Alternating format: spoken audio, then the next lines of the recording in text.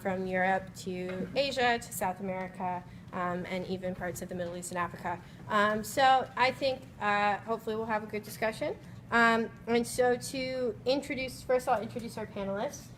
So starting on, from your perspective, the right, and going to the left, we have Andy Gitlitz, who is a contributor to the New Inquirer and the New York Times. I don't know if there's something else you want me to say about you, but...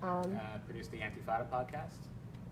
Cool, that. And then we have Professor Jennifer Wenzel, who is faculty here at Columbia. She is in the comparative literature department. And is there anything you want to add? Also in Middle Eastern, South Asian, and African studies. Awesome, great. Then we have Dan Driscoll. He is the direct outreach coordinator for the Columbia Housing Equity Project and a student activist on our campus.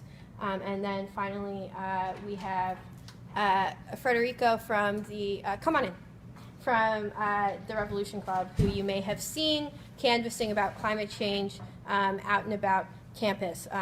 And so I think it's going to be a great panel. And I will read the panel description, and then each of the panelists will be able to give opening remarks of no more than 10 minutes. We'll give them time to respond to each other, and then we'll open up to Q&A. So,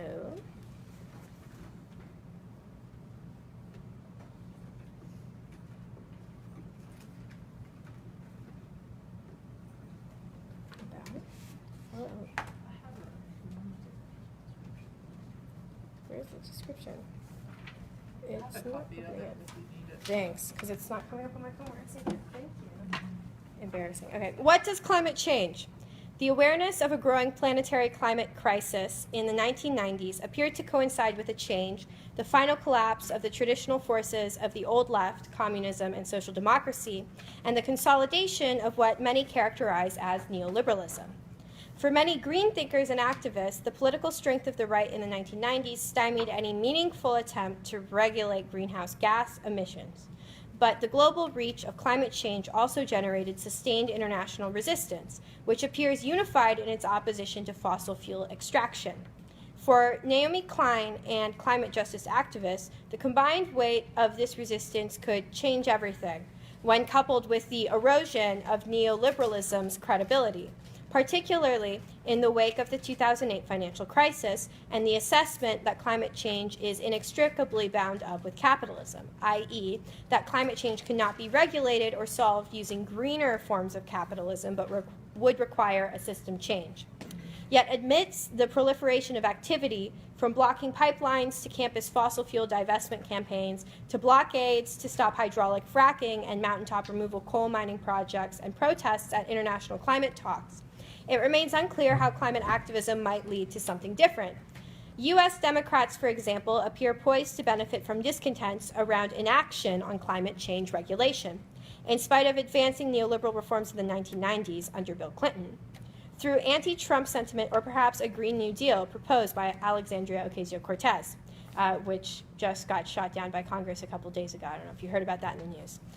The focus of this panel is to consider what remains unchanged by the climate crisis.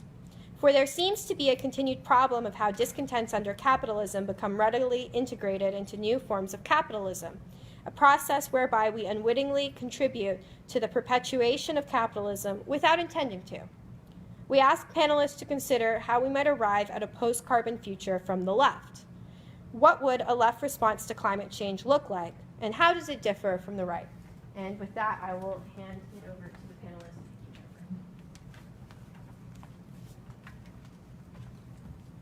Do you want to go first? Sure. Start the clock here. So I'm Andy Gitlitz. I'm a writer, independent researcher, and for the past 2 years I've been focusing on research of the Posadist tendency of Trotskyism.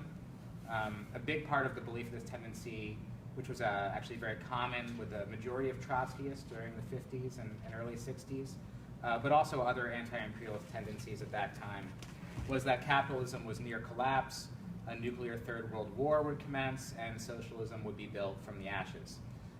So this got me thinking about catastrophism in general, like the way it sort of paralyzes revolutionary thought, and how it's sort of morphed today, and how it applies to our thinking today as we think about the potential of revolution or of creating socialism.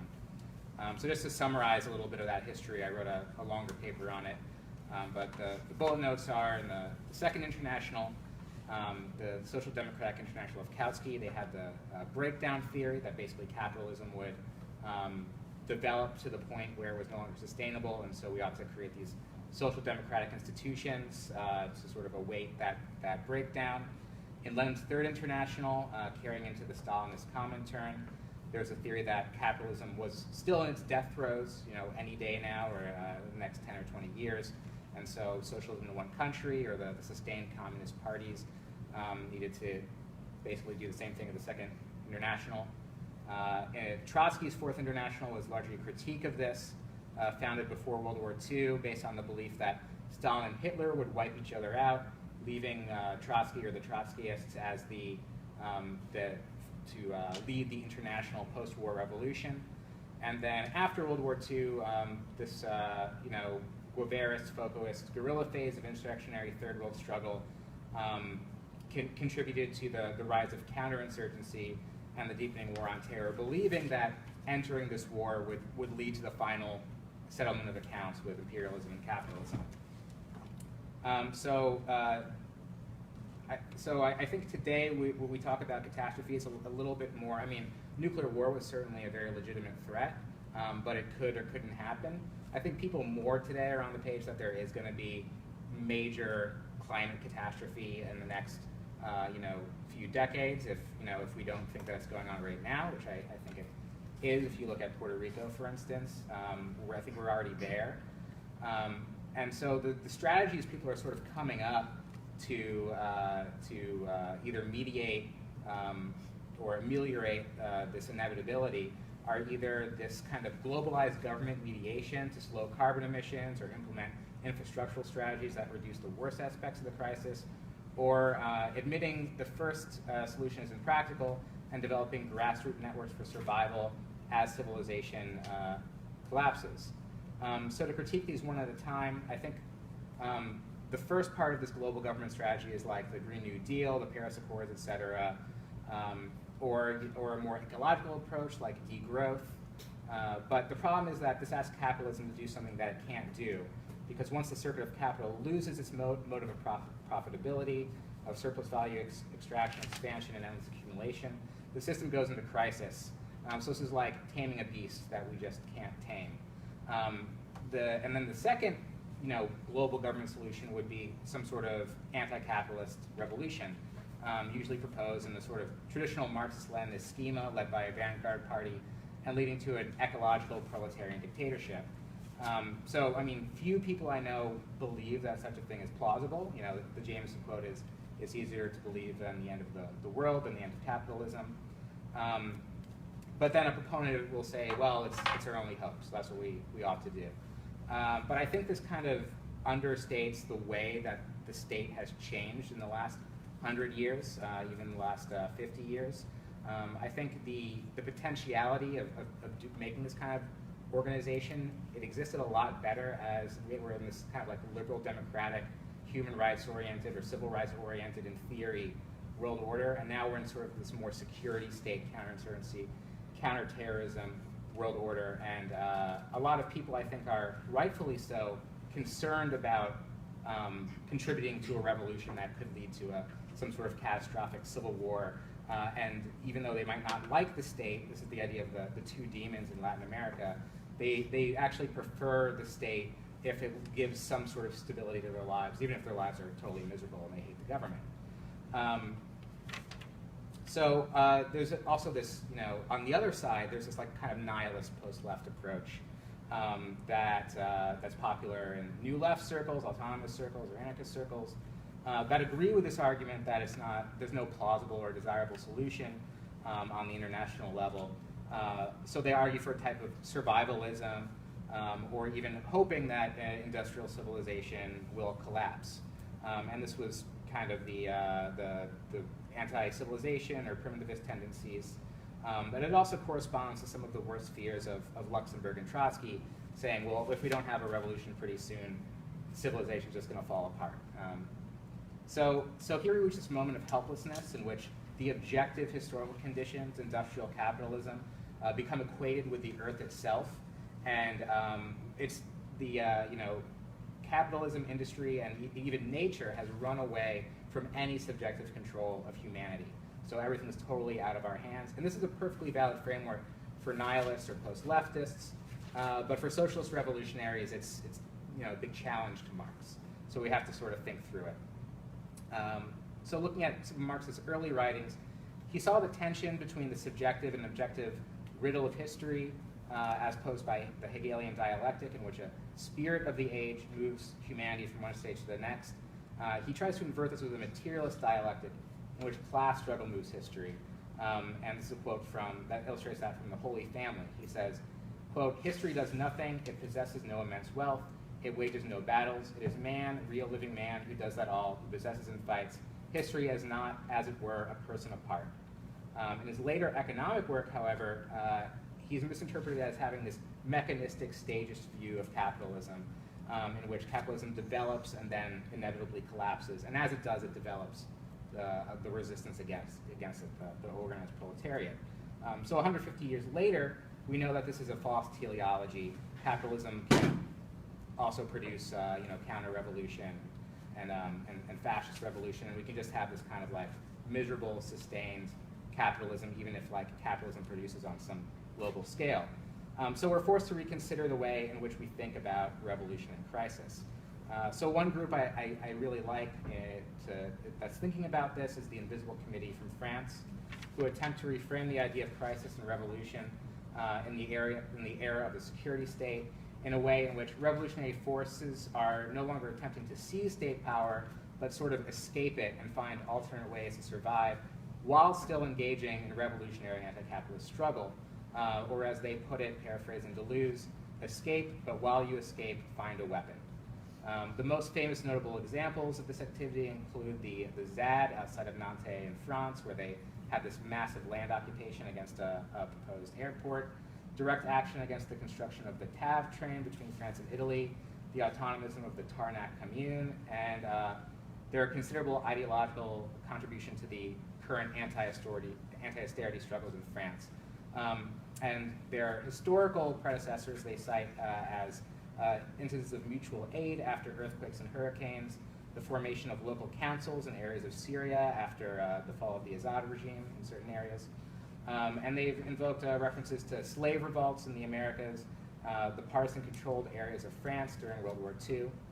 And specifically, their program looks like the building of self-sustaining autonomous networks that also have the possibility of defense, offense, propagandist virality, which is basically an inverted version of the orthodox party form, neither public-facing nor conspiratorial, but a natural landing point for those who recognize that the global crisis is perpetually deepening from the lowest social strata upwards that will ultimately swallow the entirety of the proletariat. In summary, they say, we are not experiencing a crisis of capitalism, but rather the triumph of crisis capitalism, and the only gauge of the state of crisis and capital is the degree of organizing of those aiming to destroy it. So for us, I think this means recognizing the crisis that is coming, the crisis that we see evidence of every day, as present in our own lives, in the alienation of our labor, in the oppressive hierarchies of patriarchy and white supremacy in our homes and our neighborhoods, the isolation and misery of individualist culture. And although TIC is known for a sort of performative anti-Marxism, I think here they find themselves quite close to the insurrectionary ideas of a young Marx, where the emphasis is placed on the redemptive power, not of history, economy, Gaia, or any messiah, but of the self-activity reaching from where it stands to make the objective its own. Thanks.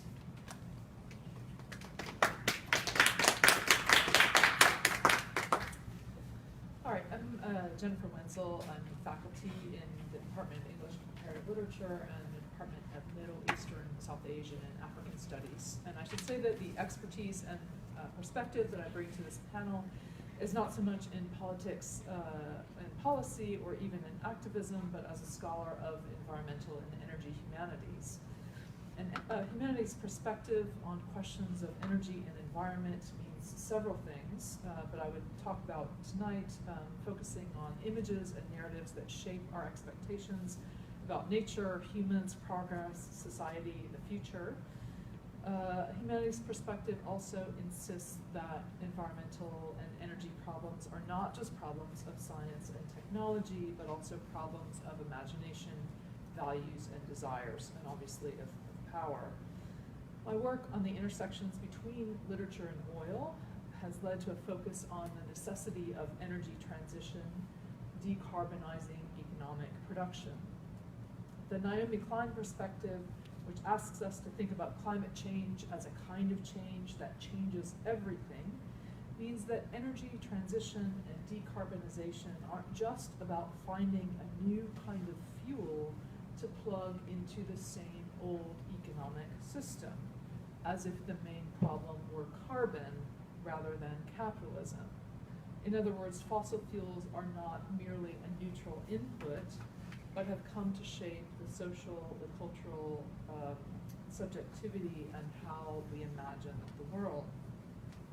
My colleagues in the study of petrocultures often talk about the problem of weak utopianism, holding out hope for some easy technological fix, some other cheap and easy energy source, like unobtainium or vibranium, and those exist only in the movies, if you don't catch my references. Weak utopianism holds out hope for a kind of change in which we won't have had to change very much. Instead of thinking about the imperative of energy transition as an opportunity to recognize that the status quo, what weak utopianism seeks to hold on to, minus the greenhouse gases, the status quo isn't working, that the status quo of petrodmodernity is an engine of immiseration for millions of people in this country and around the globe. The guiding assumption of my colleagues in the petroculture research group is that transition should be an opportunity to rethink social, economic, cultural questions about the kind of society that we want. And so the petrocultures research group that I mentioned has put out this little book called After Oil, which is kind of thinking through the kinds of things I'm talking about tonight. I have to say that these are not new questions. We can trace them to Marx, certainly, but Henry David Thoreau, the American writer, asked them in his 1843 essay, Paradise to be Regained. Thoreau insists that the fundamental question is not which fuel source you run a society on, but instead what kind of society you want to create. The climate crisis means that some kind of massive change is coming, and the question is whether that change entrenches and exacerbates inequality and authoritarianism, or acknowledges and works against those tendencies. And I think those are the options that you're thinking, not options as if one can choose, but the possibilities. These are not easy questions, and I want to acknowledge my own growing uncertainty about how to deal with the pressure of time, an ever-growing sense of urgency, given, for example, the 12-year window floated by the IPCC. And I think we have to think of that as a construct. You know, they just kind of pulled that out for a rhetorical purpose. But whether it's 12 years, 10, 30, whatever, time is short. For a long time, as an environmental/energy humanities person, I've said that the value of a humanities perspective is the capacity to think critically about the questions and their implications. What are the questions to ask about climate change? What questions aren't getting asked? Who should get to ask and answer them? Instead of rushing headlong into a search for solutions without a full understanding of the problems. I have to say that feels less adequate as a stance every day. The predicament of transition is that it must happen now or yesterday, even as we look around and might feel doubtful, especially in the Trump era, that it can happen at all. At a conference this weekend, I found myself responding passionately to an environmental historian who suggested that we need to stop thinking about energy transition and start thinking about substitution, to focus on finding an energy source that can replace fossil fuels now and worry about broader social transformations later, as if the transformations weren't already coming. And it may seem hard to argue with the urgency and pragmatism of this idea expressed by the historian, but something in me recoils and revolts at the unspoken assumption that the time for justice has passed, that we don't have the luxury anymore of working to imagine and bring into existence more just futures after oil. As a scholar of post-colonial theory and African literature, I can't help but think of the parallel with anti-colonial liberation struggles of the mid-20th century, when women activists were often told that issues of gender equality were something that would have to wait until independence was achieved.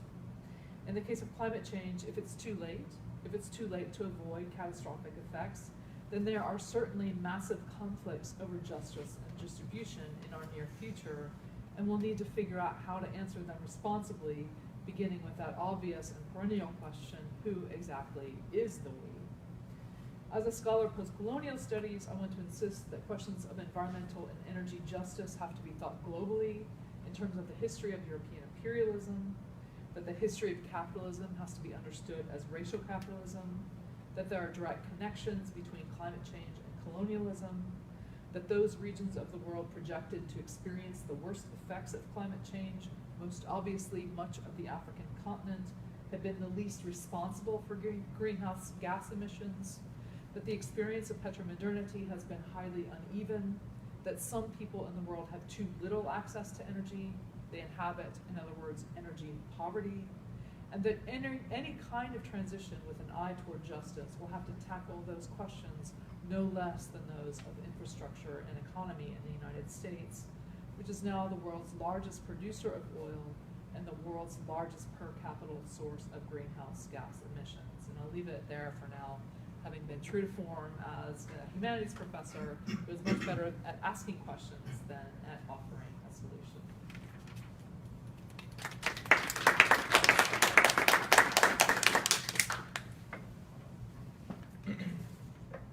So my name is Daniel Driscoll, and unlike the two speakers that we heard already, I have no professional experience with any of these questions.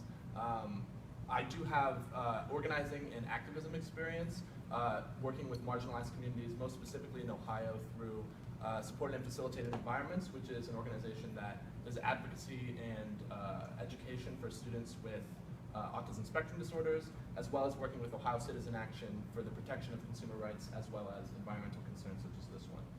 But the role that I play here on Columbia's campus is that of an activist, as well as the direct outreach coordinator for Columbia's Housing Equity Project, which, as it sounds, we're a group of advocates and volunteers trying to limit the effect that housing inequality has in our neighborhood and our city writ large. So a lot of the things that we've heard thus far speak to the message that I'll be sharing with you today. Most importantly, I think what we heard from Professor Jennifer speaking about how it's not just a problem of carbon, but it's a problem of imagination and desire. So the argument that I'm looking to make is that the way in which we conceive of climate change currently is absolutely outside of the realm of possibility for any sort of leftist response to climate change that will actually be beneficial to the people who need those benefits the most. I recently heard a lecture from Sarah Ahmed, who's a history professor from England, discussing the lodging of complaints about sexual harassment in an institutional setting. And the framework that she sets up, even though she's talking about complaints about sexual harassment, seems really, really interesting to me with regards to any institution at all. So the first thing that she says is that you only see the wall, which is the analogy that she used, i.e. oppression or marginalization, if you come up against the wall. You only experience the wall if it has real existence for you. So this limitation or restriction or wall has real existence for some people and not for others. And what we're saying there is essentially that climate change is not going to affect all of us in the same way. In fact, climate change does not currently affect all of us in the same way. We heard from Andy speaking briefly about Puerto Rico. This is a very clear instance of the most marginalized in our society being the most systemically disadvantaged by climate change. And I think what he says about considering the lowest social strata upwards is going to be very, very integral to the framework that I'm espousing. So some people will be absolutely fine when the oceans rise. In fact, it's my opinion that some people will make money off of the rising oceans. I mean, if we look at refugee encampments in the US or in Australia, the reason that those processes exist is because there are displaced peoples who individuals know they can make money off of. So if there are these further displaced individuals, these further climate refugees, it's my opinion that the people who continue to make money will find ways to make money off of those people as well. But it's not just the rising sea levels. Our brains always go to that when we think about the negative impacts of climate change. It's also about changes in temperature. So for instance, New York had the most instances of Code Blue protocol this year compared to any other year. That's when, if it's below 0 degrees freezing, an individual is obligated to call the police if they see a homeless individual out and about, and the police are directed to move that individual into a shelter. That's problematic because the shelter system in New York is, who's to say, a lot of the people that we interact with on our direct outreach initiative speak about the problems with the shelter system in the US, as well as in New York City specifically, but the real concern is that decreasing temperatures make it more difficult to live in the way that these people are currently doing. On the flip side of that, NPR put out an article last week explaining that by 2050, in the state of Florida, half of the days out of the year will be at 105 degrees Fahrenheit or higher. This is obviously a much greater concern for people who are living on the street, who are affected by housing inequity, or else don't have access to air conditioning and other of the comforts that many of us experience on a daily basis. That also pertains to other things like air quality for those who experience asthma, which also disproportionately affects the smaller or the most marginalized in our society. And even something as small or seemingly unimportant as mosquito-borne illnesses are on the rise due to climate change. And obviously those are going to be impacting a sector of the population that is already most marginalized. And the second argument that Professor Ahmed made, which I thought was super, super interesting, especially when talking about institutions and dominant institutions, is that the ones who see the wall tell those who can't see the wall, right? So essentially those who are marginalized explain their marginalization to their oppressors, who take that complaint and market it as market their response to the complaint as a resolution. And this is what we're trying to prevent. We don't want our solution or the response to the complaint that the left is lodging to be sort of reintegrated into the folds of capitalism and marketed as a resolution. So at the end of the day, most resolutions, in my opinion, are truly concessions, and that the problem isn't actually solved for, and even if it is, it's only within the confines of that institutional mission. So at the end of the day, it serves more to benefit the institution that's doing the oppressing than actually benefit the individuals who are marginalized, who have made the complaint. So what does that mean for the question at hand? Well, first, what we should be doing is identifying the population who come up against that wall, if we continue with that analogy, and find solutions that cannot be co-opted as resolutions or integrated into the institution of capitalism. What that means is that any argument that unites the goals of capitalism and climate change policy should immediately be thrown out. It denies the history of industry as well as the meta-ethics of policy reform. So two things here. First is that the poor didn't fuck up the climate, so it's not our responsibility to fix it. Recycling is not going to save the planet. What would save the planet is if we take away the oil rights of the largest companies in the United States. Recycling isn't going to solve the problem. The poor didn't cause this problem. It's not their obligation to solve for it. But secondly, we can only solve climate change if we have radical equality in terms of human worth. The only reconceptualization or framework that we can utilize to actually solve the problem effectively is if we recognize that everybody is democratically, arithmetically equal, one for one, everyone has equal moral worth. But capitalism does the opposite. It essentially inserts a meritocracy into our society and says that there are certain individuals who are more deserving of the benefits of our society than others. So it's obviously clear that frameworks for capitalism and frameworks that are trying to solve for the problems of climate change are not, they're not coexistent, and they ought not be argued to be such by any proponents of climate change policy. So then, what's the problem? What are these marginalized groups that we're discussing, and what is the wall that they come up against? There's a term that I've been exploring a lot recently called environmental racism, and it's exactly what it sounds like. It's the idea that geographical or environmental forms of systemic injustice exist and are proliferated in our society, and it should be the basis of the discussion. Because we need to recognize that within the problem that is climate change, capitalism still oppresses the marginalized even further. And we can't solve for these groups in mind in a capitalist framework. And writ large, we can't solve for the problem of climate change unless we're concentrating on these most marginalized groups in the first place. John Rawls, a very popular American political theorist, he says that if everyone is to have extensive basic liberties compatible with a like liberty for all, that means that first, we need to make sure that the most marginalized in our society are receiving the benefits. Only after that's done can we actually account for the extensive basic liberties of the rest of the population. So a truly leftist climate change solution considers these groups first and recognizes that from their liberation, we establish a larger framework of equality and institutional revision. So to consider climate change exclusively as rising ocean tides is a very elitist framework in my opinion. When you deny the examples of, for instance, Flint, Michigan, who we all know very well, largely impoverished population that has been living without clean water for years, communities like Chester, Pennsylvania, that's a mostly black town with the seventh biggest garbage incinerator within city limits in the United States, and not too far up from the location that we're sitting in now in Harlem is the North River wastewater treatment plant between 173rd and 145th, which only recently got closed down during the evening, although it still treats waste in that community on a daily basis. And then, in addition, not just specific communities, but also populations of specific working groups like farm laborers who work long hours for little pay around dangerous pesticides and fertilizers. And essentially, you could say that these individuals are the ones that we should be concentrating most on, and once we establish a framework for their liberation, we can use that as a wider framework for the solution of climate change writ large. But it's obviously the case that environmental racism exists in our society.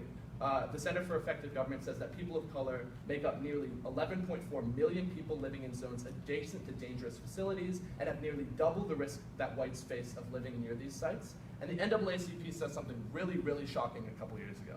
They say that 80% of US black people live within 30 miles of coal-fired power plants. So essentially, the framework that I'm espousing that argues that climate change, the understanding that we have, the problem as we're dealing with it, the framework that we use to deal with this problem, needs to be recapitulated in a way that everybody is treated with absolute equality, because the motivation or the desire to solve for climate change policy, or to solve for climate change, will only arise out of that desire or out of that understanding.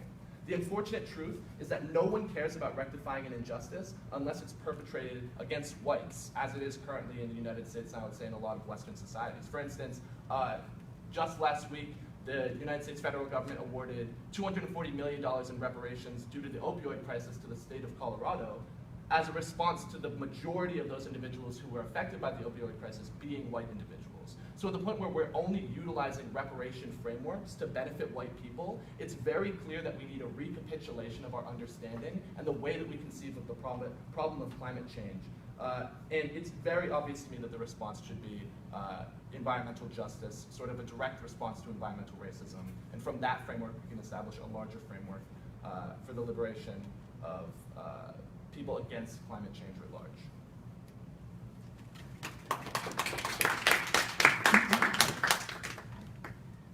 So my name is Federico. I work with the Revolution Club, and our movement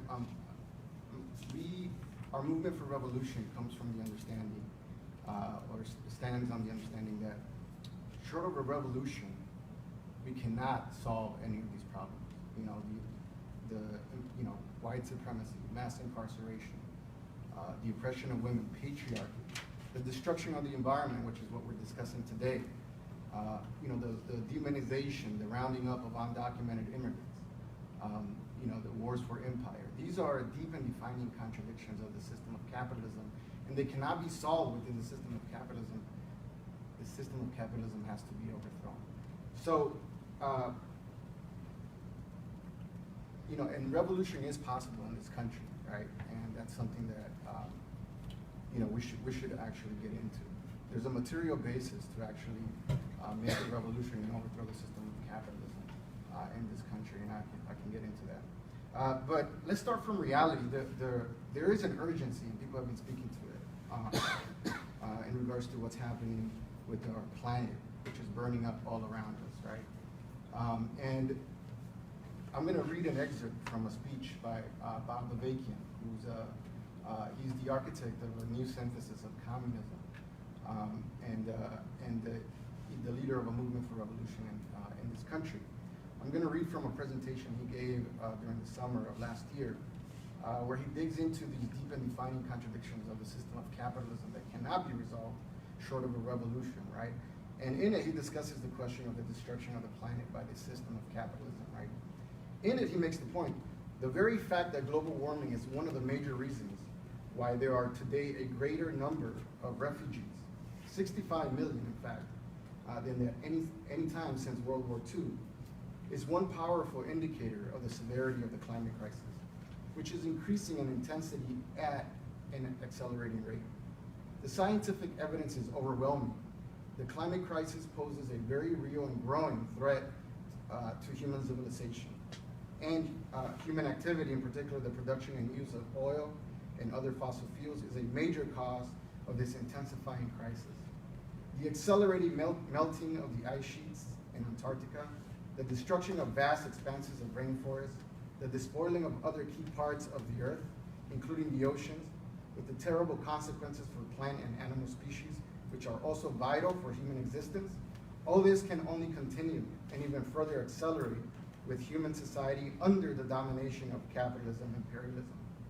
Despite conferences and agreements which claim to be addressing this crisis, but which are dominated by the countries that are the biggest contributors to this crisis, despite talk and even some steps to develop sources of energy as alternatives to fossil fuels, despite all this, the very nature of the capitalist imperialist system dictates that competing capitalists controlling billions of dollars of investments, and the governments of the major world powers in particular, are compelled to contend with each other for markets, cheap labor and raw materials, including fossil fuels, and for control of strategic parts of the world. This leads not only to economic and political conflicts, but repeatedly to wars, which themselves have a devastating effect on the environment. And it is worth noting that the US military is the single largest institutional consumer of oil in the world. To make matters even worse, this system has now brought forth a fascist regime to power in the US, which is determined to shatter agreements and roll back regulations that offer even minor, if completely insufficient, protections for the environment, and to unleash forces whose effect on the environment, if persisted in, could actually lead to the destruction of human civilization.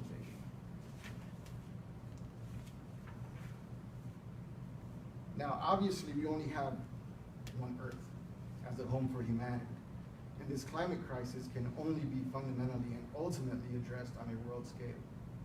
But a first great step or leap can be taken by wresting power from the capitalist imperialist system in its most powerful stronghold, and making this a source of inspiration and base of support for people around the world in rising up to overthrow and abolish all systems and relations of exploitation, oppression, plunder, and destruction of the environment and of human beings who can only continue to exist and to thrive through a rational and planned interaction with the rest of nature. From all this, it stands out very sharply that we live in a grossly lopsided world, a world where a few dozen billionaires have as much wealth as the poorer half of humanity, and a small number of ruling classes in a small number of countries dominate, oppress, and control the destiny of the masses of humanity, with consequences that are already terrible and could before long become catastrophic. And in everything that I've been shining a light on regarding the world we live in under the domination of capitalism, imperialism, which again includes mass incarceration, police brutality, and murder. People saw, these kids, these families of undocumented immigrants, under the freeway overpass, inhaling fumes from the passing cars. I mean, this is an outrage, and it's something that has to stop. And I can go, we can go on and on in terms of the crimes of the system of capitalism. We are seeing the consequences of the system based on the private appropriation by competing centers of capital, of wealth that is socially produced through networks of production involving vast numbers, ultimately billions of people all over the world, all over the globe, who are forced now to work in conditions and relations of production that exploit and dehumanize them. It is not simply greed that drives these capitalists to constantly seek out ways to more ruthlessly exploit people.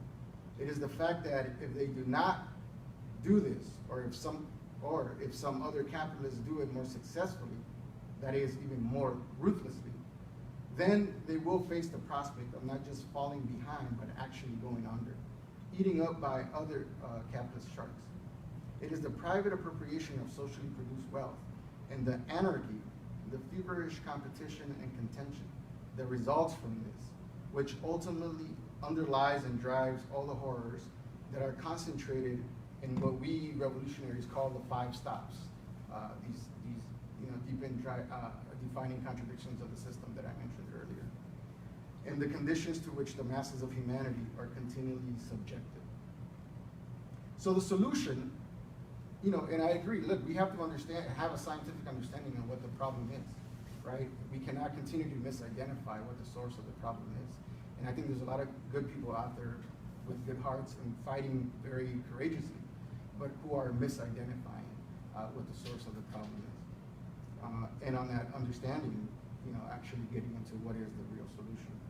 The solution is to replace this system of private appropriation with a system where the socially produced wealth is also socially appropriated by a government actually representing the masses of people instead of a class of capitalist exploiters.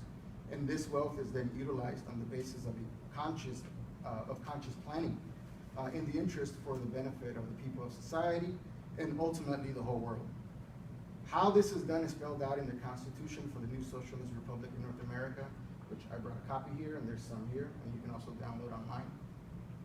This is the fundamental difference between the society and the world we have with the system of capitalism, imperialism that we are forced to live under, and the world that we could have. The bridge between these two worlds is revolution, a real revolution. But let's be honest, this is a difficult road, right?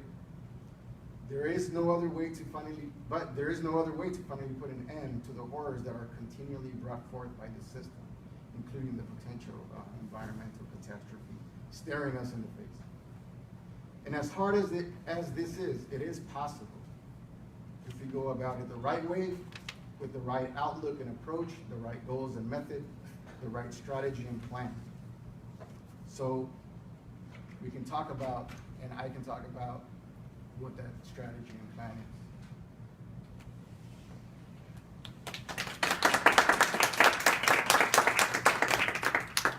Thank you to all our panelists for those opening remarks. Now I want to give everybody like 3 minutes if they want to respond to anything that was said, and then we'll open things up to the audience. And maybe we'll just go in the same order. So Andy, if you want to start, unless you don't want to, and you can beg off. Yeah, I guess I'll pass. Here, a second. I just made scattered notes, so I'll see what happens if I try to talk through them very quickly. I looked it up on my phone and I wasn't able to find it for 100% sure, but I think that the Jamison quote is actually even more apt than what you cited. That I think what Frederick Jameson said is that it's easier to understand the end of nature than the end of capitalism, rather than the end of the world, right? And so now we're actually confronting, like you don't necessarily have to imagine at least a radical transformation to nature. I was interested, I forget exactly what made, it was when you were talking that I was thinking about the use that Donald Trump has made of the image of the coal miner. As, it was when you were talking about it's only when white people are affected, right? I think that's a wonderful, the Trump coal miner as this kind of figure for why, we have to, stop the war on coal that he claims that there is. It's kind of out of character for him to take any interest in labor whatsoever, but of course it's this particular kind of labor. And I guess the only other thing I want to say is just how important it is to think of storms, for sure, superstorms, as early evidence of climate change, but also just to emphasize what's been said here, the migration crisis of the past couple of years is absolutely having to do with climate change, and it's not encouraging to think of the sequence of events there. millions of people put on the move, in part having to do with droughts, and the response in terms of the rise of a return of authoritarianism, fascism, populism, all the evils that we can look to the United States certainly, but across Europe. So I think the effects of climate change we inhabit right now in terms of the ways in which that crisis came about. Yeah. I really just have one comment, and it's really just in agreement with all the other panelists. Before speaking, I was curious as to what a climate change solution on the right would look like, but from what we've heard, it just doesn't seem like that's even something that we can conceive of. Like, it seems as though the framework of capitalism is so antithetical to conservation and to this sort of democratic or arithmetical equality that would be necessary for such large policy reform to combat climate change, that I honestly don't know what a solution to the problem would look like coming from the other side. I think that it's very clear that the reparative framework is the only one that would actually effectively solve for the problem. Sort of this idea that the poor have been the ones receiving the brunt of the negative effects of climate change, and that those are the people that we ought to be concerned with first. I think Federico did a very good job of explicating why that is the case and what's inherent to the nature of capitalism that makes that the case. And so I think, yeah, just in agreement with all the other panelists, the only way for any solution to come about is if it's implemented from the bottom up, looking at the most marginalized populations and using that as a framework for the solution writ large.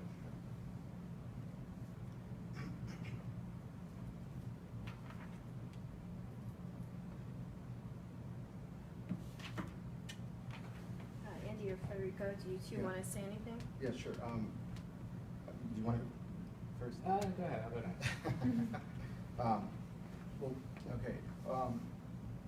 I think, it's interesting. If you actually listen to some of the right-wing commentators, they're actually telling you a lot of truth when they're talking about, Ocasio-Cortez's Green New Deal, quote unquote, and, in the sense that it's impossible to achieve under the system of capitalism. They're saying, like, look, we have, as a capitalist, a representative of the system of capitalism, they're saying, okay, look, we've invested tremendous amounts of infrastructure in the extraction and the drilling of fossil fuels, right? And so we expect a return on our investments, right? And so we cannot just simply shift, a whole, just shift, and completely re-gear and re-gear or the entire economy to in a different way, right? And oil, one thing about oil is that it's a profitable commodity, and it's also a very strategic commodity, right? That has strategic implications, for ruling classes around the world, right? And so this is something that, again, we should listen to the right wing. We shouldn't take up their ideology, but they, sometimes they do actually, they're speaking from the perspective of the ruling class, right? So does Ocasio-Cortez and the Democrats. They're also speaking for another section of the ruling class. But it is kind of interesting because I was reading an article that, I'm forgetting the name of the article, but they were talking, some right-winger was actually arguing against Ocasio's, proposal. And these are the points that they were making. Yeah, on that theme, I think the right has the most plausible solution to climate change, which is militarize borders, create a nationalistic policy of exclusion that just continues to exclude whoever it needs to exclude to protect the elite. And this is what Trump is enacting right now. I don't think he's actually a climate denier. He just doesn't care because it doesn't affect. He's only looking out for his class. But then the left solution is really, I think, the Green New Deal is a good encapsulation of what the mainstream left in the United States is looking for, and that includes some of the things you're talking about: social justice. It includes well, there's not going to be coal mining anymore, so now we're just going to sort of give a universal basic income to miners. And this is like a very controversial part of the first draft of the Green New Deal, basically paying people to transition out of these jobs that are now redundant.